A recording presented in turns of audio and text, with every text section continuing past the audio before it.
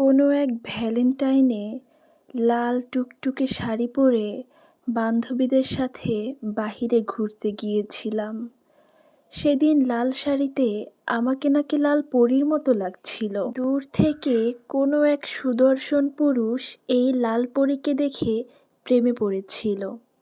আমি খুবই শান্তশিষ্ট এবং লাজুক প্রকৃতির একটা মেয়ে ছিলাম।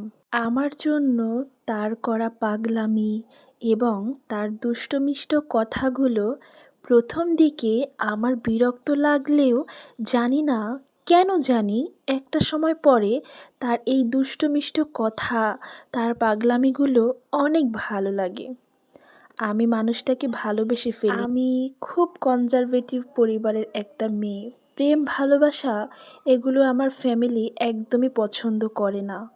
তার মধ্যে আমার বাবা ছিলেন গ্রামের মোড়ল। আমি খুব ভালোভাবেই জানতাম আমার বাবা আমার পছন্দ করা ছেলের সাথে আমাকে কোনো দিনও বিয়ে দিবে না। এই ব্যাপারটা নিয়ে প্রায়ই আমার প্রিয় মানুষটার সাথে কান্না করতাম। সে শুধু আমাকে বলতো, চলে আসো না, একটা বার বিশ্বাস করে আমার হাতটা ধরো, তোমাকে আমি আমার মনের রাজ্যের রানী বানিয়ে রাখব। গোপন থাকলো না আমাদের সম্পর্কের কথা। বাবা মা সহ আমার পুরো পরিবার জেনে গেল। খুব খারাপ ব্যবহার করেছিল বাবা সেদিন আমার সাথে। মাকে অনেক বকাবকি করেছিল। এক পর্যায়ে বাবা আমাকে বলেই দেয়, সেই ছেলেকে আমি বিয়ে করলে বাবা আমাদের কোনো দিনও মেনে নিবে না। সকল রকম যোগাযোগ বন্ধ করি আমি তার সাথে। কিন্তু সে আমাকে পাগলের মতো খোঁজাখুঁজি করে। একটা সময় পরে আমি আর তাকে ছাড়া থাকতে পারছিলাম না। বাবা মা, ভাই বোন, পরিবারের সবাইকে ছেড়ে আমি পালিয়ে আমার প্রিয় মানুষের কাছে চলে যাই। আমাকে পেয়ে আমার প্রিয় মানুষের খুশির যেন শেষ ছিল না। আমিও খুশি ছিলাম, কিন্তু বাবা মায়ের জন্য একটু টেনশন হচ্ছিল। আমাদের বিয়ে হয়ে গেল, সংসার হলো, সব কিছু খুব ভালো চলছিল। আমার হাজবেন্ড শহরে কোনো একটা বাসা ভাড়া নিয়ে থাকতো। আমি প্রথম থেকেই তার সাথে সেই বাসায় গিয়ে থাকতাম। বলেছিল এখানে কিছুদিন থাকো, তারপরে আমাকে সে তার বাসায় নিয়ে যাবে। সে যখন বাহিরে যায় আমার প্রচণ্ড মন খারাপ হয়। একা একা কিচ্ছু ভালো লাগতো না। মা বাবার সাথে কথা বলার খুব ইচ্ছে হতো, কিন্তু শুনেছিলাম বাবা বলেছেন আমার জন্য তার বাড়ির দরজা চিরতরে বন্ধ হয়ে গেছে। কিছুদিন পরে আমার কেন জানি মনে হয় মানুষটা মনে হয় আর আগের মতো নেই। আমাকে আগের মতো কেয়ার করে না।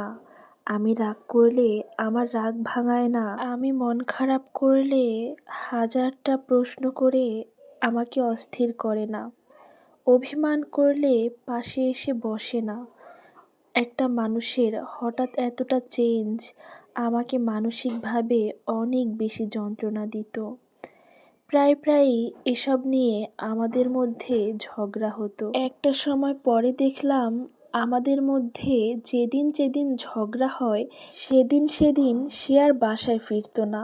সারাটা রাত আমি ছটফট করতাম। সে মোবাইল বন্ধ করে কোথায় যেত, কী করতো কিচ্ছু জানতাম না। একদিন খুব জিদ করলাম আমাকে তার বাসায় নিয়ে যাওয়ার জন্য, তার বাবা মায়ের সাথে কথা বলিয়ে দেওয়ার জন্য। সে কিছুতেই রাজি হলো না। অনেক ঝগড়া হলো। এক পর্যায়ে সে আমার গায়ে হাত তুলল।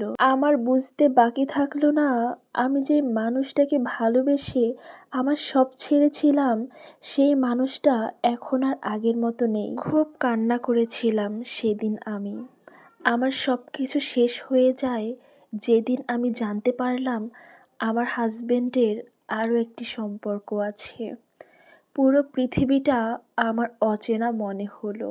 আমার হাজবেন্ডের আমি পা জড়িয়ে কান্না করেছিলাম, তাকে বারবার বলেছিলাম আমি বিশ্বাস করি না তুমি এমনটা করতে পারো না। আমার পাগলের মতো কান্নাকাটি দেখে সে আমাকে বলেছিল সে ছোট্ট একটা ভুল করে ফেলেছে। সে আমাকে কথা দিয়েছিল সে আর কখনোই এমন করবে না। সে আমাকে প্রচণ্ড ভালোবাসে। আর আমি এতটাই সহজ সরল ছিলাম, তার এই মিথ্যা কথা বিশ্বাস করে সব কিছু ভুলে আবার আগের মতো হয়ে যাই। হয়তো সে আমার কাছে ফেরার চেষ্টা করেছিল। একদিন রাতে যেই মেয়েটির সাথে আমার হাজবেন্ডের সম্পর্ক ছিল, সেই মেয়েটি আমাকে ফোন দিয়ে অকথ্য ভাষায় গালাগালি করে। আমাকে বলে আমি নাকি জোর করে আমার হাজবেন্ডকে আটকে রেখেছি। আমার হাজবেন্ডের সাথে তার অনেক গভীর সম্পর্ক। তার মুখে এই কথা শুনে আমার এত বেশি কষ্ট হয়েছিল। মেয়েটাকে আমি রিকোয়েস্ট করে বলেছিলাম আমি আমার ভালোবাসার মানুষকে অনেক ভালোবেসে বিয়ে করে সব কিছু ছেড়ে দিয়েছি, আপনি প্লিজ আমাদের মাঝ থেকে চলে যান। মেয়েটা আমাকে বলে সে আমার হাজবেন্ডকে কখনোই ভুলতে পারবে না, আমার হাজবেন্ডকে ছাড়া সে নাকি বাঁচবেই না। সে ছিল নাছোড়বান্দা, আমার হাজবেন্ডকে তার লাগবেই। আমি খুব অবাক হয়েছিলাম, সেও তো একটা মেয়ে, সে নিজের কষ্ট দিয়ে অন্য একটা মেয়ের কষ্ট বুঝতে পারছে না। আমি তাকে বুঝিয়ে বলি আপনি আনম্যারিড, আপনি চাইলে অন্য একটা ছেলেকে বিয়ে করতে পারবেন, কিন্তু আমি তো ম্যারিড, আমি আমার হাজবেন্ডকে ছেড়ে কোথায় যাব। কোনোভাবেই আমি মেয়েটাকে বোঝাতে পারিনি। সারা রাত কান্না করেছিলাম, কোথায় যাব, কী করব, আমার তো কোথাও যাওয়ার জায়গা নেই। আমার হাজবেন্ডের ফোনে সারাক্ষণ মেয়েটা কল দিত, কিন্তু আমি দেখতাম আমার হাজবেন্ড ফোন ধরতো না। রাতের খাবার খেতে খেতে আমি তাকে বললাম আমাকে নিয়ে চলো না তোমাদের বাসায়, আমার না এভাবে আর একদম ভালো লাগছে না, আমি একটু তোমার বাবা মায়ের সাথে কথা বলতে চাই। জানি না এ কথা শোনার পর হঠাৎ সে অনেক রেগে গেল। এক কথা দুই কথায় আবার ঝগড়া শুরু হয়ে গেল। আমার হাজবেন্ড বাসা থেকে বেরিয়ে গেল। 5 দিন তার কোনো খবর ছিল না। আমি পাগলের মতো খুঁজেছি। তার ফ্রেন্ড সার্কেল যাদেরকে আমি চিনতাম সবাইকে কল দিয়েছি, কেউ বলতে পারছে না সে কোথায়।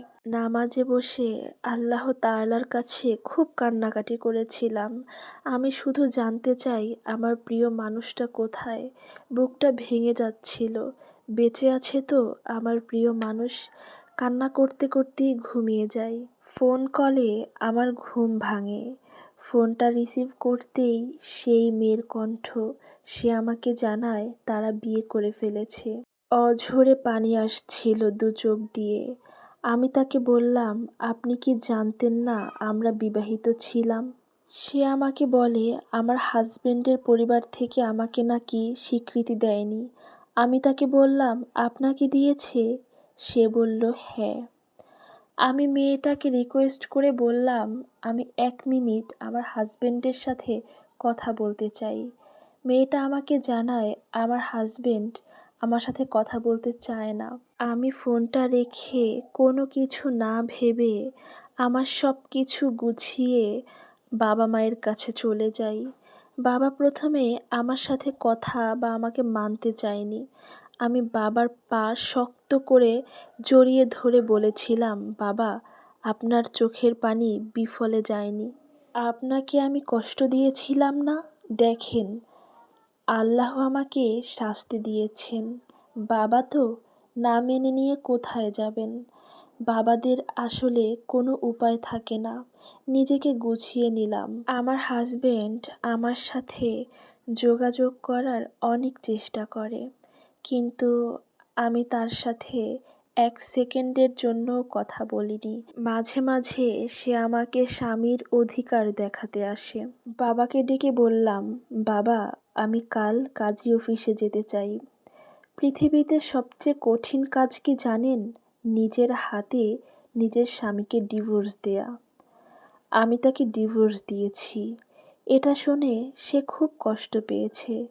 সে মনে প্রাণে বিশ্বাস করত আমি তাকে কখনোই ছাড়তে পারবো না। একটা সম্পর্ক থেকে বের হয়ে নিজেকে নতুন করে দাঁড় করানো যে কতটা কষ্টের, নিজের সাথে সারাক্ষণ যুদ্ধ করতাম। রাতে বিছানায় ছটফট করতাম। সবচেয়ে খারাপ লাগতো যখন মনে হতো আমি একা একা শুয়ে আছি আর আমার ভালোবাসার মানুষ তার বউকে পাশে নিয়ে ঘুমাচ্ছে। এটা মনে হওয়ার পর আমি নিজেকে আর কন্ট্রোল করতে পারতাম না। প্রচণ্ড কষ্ট হতো, কিন্তু আমি কাউকে কখনোই বুঝতে দিইনি। বাবা আমাকে আবারও কলেজে ভর্তি করে দেন। আমি পড়াশোনা শুরু করলাম। আমার একটু একটু ভালো লাগা শুরু হলো। পড়ালেখা, কাজকাম সব কিছুতেই মন বসতে শুরু করলো। আমি বুঝতে পারি আমি ডিপ্রেশন থেকে বের হয়ে আসতে শুরু করি। আমার ফ্যামিলি আমাকে মেন্টালি অনেক সাপোর্ট দিয়েছে। আসলে পরিবার আমাদের অনেক বড় একটি সম্পদ, যেটি এখন আমি বুঝতে পারি। 7 মাস পর হঠাৎ একদিন আমার কাছে কল আসে। শুনলাম আমার যে আগের হাজবেন্ড ছিল সে নাকি অ্যাক্সিডেন্ট করে মারা গেছে। নিউজটা শুনে আমার মাথায় যেন আকাশ ভেঙে পড়ল। আমি অনেক চিৎকার করে করে কান্না করছিলাম। আমার ফ্যামিলির লোকজন সবাই আসে এবং বিষয়টা জানতে পারে। বাবাকে আমি কান্না করে করে রিকোয়েস্ট করে বলি, বাবা আমি শেষবারের মতো তাকে একটু দেখতে চাই। বাবা আমার রিকোয়েস্ট ফেলে দেননি, আমাকে নিয়ে যায়। বাড়ি ভর্তি তাদের মানুষ, সবাই প্রচুর কান্না করছিল। আমার নিজেরও প্রচণ্ড কান্না আসছিল। আমি তার বাবা মায়ের কাছে যাই, সবাই আমাকে জড়িয়ে খুব কান্না করেছিল। একটা পর্যায়ে আমি তার ওয়াইফের কাছে যাই। দেখলাম তার ওয়াইফ সবার কাছে কান্না করে বলছে, আমার ভালোবাসাকে ছেড়ে আমি কিভাবে থাকব। জানি না, তার কান্না দেখে আমার খুব হাসি পাচ্ছিল। মনে হচ্ছিল একটা বার গিয়ে কানে কানে বলি, কি প্রিয় মানুষ হারালে অনেক কষ্ট লাগে তাই না? তাকে ছাড়া নাকি আপনি বাঁচতেই পারবেন না, চলতেই পারবেন না, তো এখন কি বেঁচে থাকবেন না? পৃথিবীতে সবচেয়ে ভয়ঙ্কর অভিশাপ হলো মানুষের নিঃশ্বাসের অভিশাপ, যেটা কখনোই বিফলে যায় না। So tata and take care.